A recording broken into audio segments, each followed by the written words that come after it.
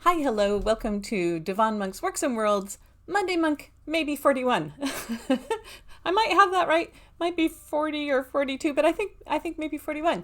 And I hope you're doing well today. Thank you for finding me. If you get a chance, hit the little thumbs up button. It helps other people find the channel and lets me know that you're out there listening. I really appreciate you. I'm going to update you on how things are going with writing, how things are going with knitting, and how things are going just in monk world in general. So let's start right off. How are things going in writing?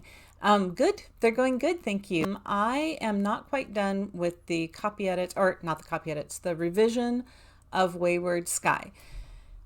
I wanted to have that done on Friday. I did not get it done by Friday, so I'm hoping to get it done today, maybe by late today if I really put the turn on the burners.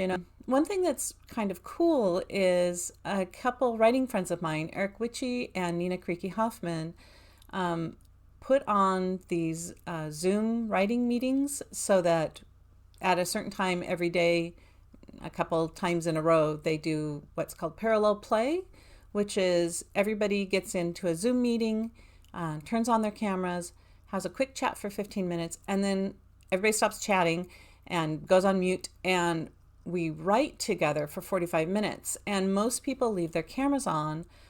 Some people turn them off. But what it's about is seeing other people perform the task that you're doing too is very encouraging. It's like, well, I'm not the only one out here doing this today. And it keeps me from going over and doom scrolling on social media or deciding I need to get up and go do the dishes or something. So it's very nice. It's focused work. And all the writers on their Zooms are terrific people. And so I have tried it only twice. I've tried it 2 different days and I enjoyed it. It means taking my camera from here and one of my lights to my writing desk, which isn't here. And I don't have 2 cameras. So there's a little juggling that happens. But, I film Monday Monk once a week. And I am doing the Zooms more than once a week. So I'm going to keep doing it. We'll see how long and how often, but it is being very useful for getting these revisions done. Like I said, I hope to get them done just today or by tomorrow at the latest, but maybe not even that late. And that would be fantastic because then Wayward Sky will be into the copy editor's hands, and then I get it back and I get to fix it up, and then it gets to go out in the reader's hands, and I'm excited about that. And then after that, I will be working on Thorn, which is book 3 in the West Hell Magic series, which is the hockey urban fantasy series, which go Kraken. They're doing pretty good this year. I'm enjoying watching. Anyway, but I did answer some questions over on my blog about which projects I have, which books might be coming out, what series I might be adding to, and in which way. So if you want, you can check that out on my blog. That's the www.devonmonk.com. Pretty easy to find. Anyway, so yeah, writing is going well. I am excited to get stuff done. I'm actually trying to do 2 projects at once right now. This isn't something that I usually do. I usually focus on one project, and I'm working on revisions for Wayward, and I'm also working on writing another project at the same time. Not at the same time. I do like Wayward during the day and then the other one in the evening. So that I've done that successfully a few times, and I want to see if I can build up those muscles and do that again. So wish me luck. Okay, that's writing. How's knitting going? I still haven't chosen the toy that I'm going to knit for the November newsletter, and I need to get on that. So I will be probably doing that tonight, picking out the toy, maybe getting it started tomorrow, because remember how I said I gave one fingerless glove as a gift last Christmas to my son, and I didn't ever finish the second fingerless glove? Well, I thought, it's getting cold out. We're getting frost in the morning. It's getting below freezing at night. I need to finish that glove. So he has 2 gloves to wear. And I went looking for the second glove, the one that I had started but not finished. And I found it. And I'm like, okay, I'm at the fingers parts. I want to make sure that I do them exactly the same as the first glove. And I can't find the first glove. I have lost it, I think, or maybe he has it. I don't know. He says he doesn't, so it's lost. So that project kind of came to a screeching halt because I need the other glove to make sure that I didn't do anything different with the fingers because this pattern has a lot of purl rows that are specific to create ridges in the glove. And I don't want to make a mismatch so it looks like he got him out of the bargain mismatched sock bin or something. So anyway, that's on hold. And so I decided, well, I'll just whip them up a quick pair of mitts that aren't quite such a difficult pattern. That one that I did was a more difficult pattern with very lightweight thread on very small needles. This is I used DK weight. If you're a knitter, probably I use DK weight. It says it's worsted, but it doesn't feel worsted. It's a little thinner than that on like a US size 7, which if you're a knitter, you know those are relatively large needles, to start a new glove set for him. And I knit this one up in one night last night. So I feel like I can knit the other one up probably tonight. I'm going to go ahead and show it to you. Why not? Just show you one of the knit patterns I've done. Well, I don't know quite how to put on. I'm going to put it on my left hand. That's what this one is actually knit for. Oh, and I forgot the name of the pattern. I'll put it down below though. And there'll be a link to it if you like it. So I wanted something plain, but with a little bit of pizzazz, but not like I wasn't going to do a lot of color work. I didn't want to do a lot of cabling. I didn't want to do fancy. I wanted it to be like sturdy, functional. Every day you put it on, kind of for the drive into work or the walk down to the store, and you can just slip them on and off, and they're just, sturdy, useful, warm gloves. So they are wool, of course, superwash wool. But here's the glove. I'm showing you the back of my left hand. I don't know if you can see that, but the fancy bit is there's some slip stitching up the side, which I think looks pretty cool. I haven't blocked this yet, by the way, so if it looks a little raggedy, that's because of that. I literally tied off all the loose ends right before I got on camera just so I could show what the glove is. It's not fingered, obviously, and it's not one of the fingerless gloves that has the individual fingers. I'm going to make some of those too, but I wanted to do a quick one. So this is in a very dark green and a very plain palm, but it's got nice stretch to it. And this is all twisted stitch and purling in here, which is nice, or knit through the back loop. And then this little slip stitch bit I thought was kind of, some low-key pizzazz, very, very low-key. So there you go. That's a glove. I'm going to make the other one tonight before I lose this one. So knitting's going good. I also realized I have some knitting projects I need to get to because, oh my gosh, Christmas is coming. I need to start using my evenings for some knit time. So that's going on. Okay, so that's writing, that's knitting. Then next, I usually just talk about what's going on just in Monkland. And things are going well. I know I've talked about the garden a lot, but we finally pulled the garden down. We took all the miscellaneous vines and old squishy cucumbers that didn't quite make it, and the peas that replanted themselves but then turned brown. we pulled all that out of the garden and put down we're using this year some cardboard, some just boxes that we've had things come in, so we're kind of recycling that cardboard to put over the top of the beds. Because it'll break down and it'll also keep some of the weeds from getting in there. We have a heck of a time keeping grass out of our garden. So we want to just try to keep the weeds down. We've used hay before on top of our gardens, but we're going to try cardboard this year and see how that goes. And I have learned that sunflower stalks are massive. Like their roots, the sunflowers that planted themselves in the garden beds had root balls like this big and just piles of soil that they were holding on to, and they were knotted together. You'd have to take like a razor blade to get those roots apart. We pulled all the sunflowers and cut the stalks with our big loppers because their stalks were about, some of them were like that big around, and so cut those down. And I clipped off any of the dry sunflower heads and went ahead and put them over by our bird feeder where that's far enough away from the house that I'm hoping I'm not encouraging rats to come up for the sunflower seeds. I don't mind if they want the sunflower seeds. They just need to do that away from the house.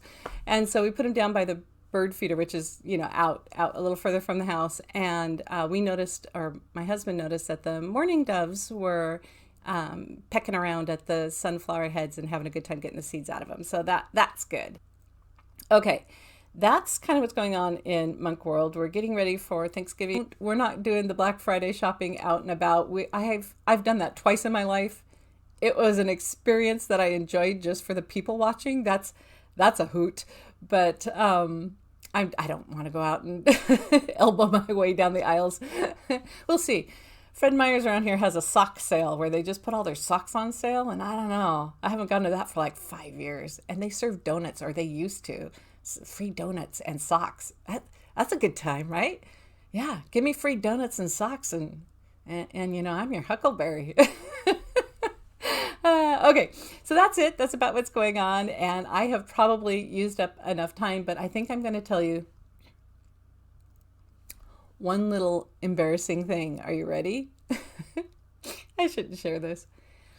I'm decluttering my shelves. I'm going through my office right now very slowly, and I'm getting rid of things that I don't need to hold on to. And part of that is just to make space so I have some space and I don't have clutter. And some of the things that I'm getting rid of are like grocery lists, like notebooks, little spiral notebooks where I have grocery lists in them, and maybe like written down whatever doctor's appointments from 10 and 20 years ago. Or they have maybe notes from critique groups that I was going to. I went to a weekly critique group for 6 years. And so, there's a lot of notes that I, even in the book, are crossed out because I had done that part of the critique and I crossed it out saying, okay, we're moving on. Or I had taken, if they were critiques for my stories, I had taken the critique and I had addressed them in the story itself. So like they're just paper. And so I've been going through that and, letting that go, looking for any like actual, mementos in there, but otherwise off it goes. And I've been going through the books on my shelves because my goal, I know this, I shouldn't say this because I'm a writer, but my goal is to get rid of one of my bookshelves in my office. I want more space. And that means building wall shelves and getting the standing shelves out so that I can create more seating or more space in there, in my office. And I've wanted to do this for probably, I don't know, 5 years or something. And I'm finally getting around to it. So one of the things that I have found on my bookshelves are some books that are signed to me by authors that I met at book signings. And they were very nice people. I've met them once. I bought their book because one, I wanted to be supportive, and two, I thought their book sounded interesting. And I read it. And now I don't want to keep that book on my shelf because I am only putting on my shelf like memory books that I'm like, I read that when I was first coming into science fiction or fantasy writings, and I want to keep that book, or this very close friend of mine signed this book to me and I want to, keep that book, this writer friend.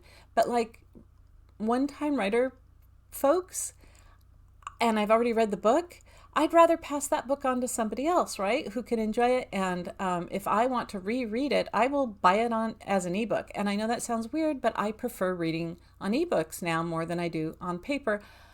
I never thought I'd say that. I always thought I would be a paper reader. I never thought I would enjoy ebooks, but I love the convenience, the portability, they're lighter on my hands, the fact that the page lights up itself so I can read in low light. The just everything about it. I love the quick order. You get a new volume. So yeah, I just love e-readers, and I'm trying to downsize my shelves. So here's my guilty little secret. Are you ready? I didn't want to I asked a friend of mine, a writer friend, what do you do with books that are written to you, signed to you, have your name in them, but you're ready to let them go on to somebody else? What do you do with them? And she said, something like drive them out into the country far enough away that you know that person who signed the book to you will never go to that thrift store and donate them. And that's the problem. I'm like, what if the writer goes to a thrift store where I've donated them and finds it and is like, thanks a lot, Devon. I can see you didn't care for my book, which is not the truth. I cared for their book. Also, I have found books of mine in thrift stores that are signed to people that they have donated into the thrift store. And I'm like, cool, somebody else gets to read it. I have no problem with this, but I'm worried that other writers might have a problem with this. So here's my guilty little secret. I opened up a book the other day and I saw that it was to Devon, and it was done in like a light colored ink. And I'm like, I think I have that same pen. I think I have that same colored ink pen. So you know what I did? I changed the name from Devon to like Donan or something. Durrani, I think. Durrani. To Durrani, because that's a real name. To Durrani. La la la la la. Author name. How dumb is that? That is so dumb. Somebody's got, and then I donated it to a thrift store, a close thrift store one in my neighborhood. Not that that writer's in my neighborhood, but now if somebody in my neighborhood buys that book and opens it up, they can't go, oh, shame on Devon. They're going to be like, oh, who's this Durrani person? Nice of her to share the book with the thrift store buy. I'm sorry. It sounds so dumb, but it's like, as I pulled out the pen and I was doing it, I'm like, am I that person? Am I that person? I'm that person. I didn't know. So I did that. I did it once. I'm not sure if it made me feel better. I kind of feel like it made me feel worse because now I like secretly faked donated the book. So, hey, what do you do with a book that has maybe your name signed in it that you are ready to give to somebody else? Do you do library donations? Do you for their book sales, or do you do thrift stores? Or free little library is another thing I could have gone toward, but I didn't. I was going to the thrift store, so I donated to the thrift store. Anyway, let me know. Do you do weird things like that? Thinking about people who will probably never go to that place and find what you have given away. Do you ever do that with like gift or book buying type gifts? Is it me? Am I the only one? It's possible I'm the only one. Okay, that's enough. I made it extra long today because of that story, but I had to share my little guilty moment. Okay, and that's enough of that. So thank you for stopping by. I hope you're having a great Monday, and if you found me another time of the week, I hope you're having a great week. Stay warm if it's going into winter in your area. Stay cool if you're heading into summer, and I will talk to you later. Bye.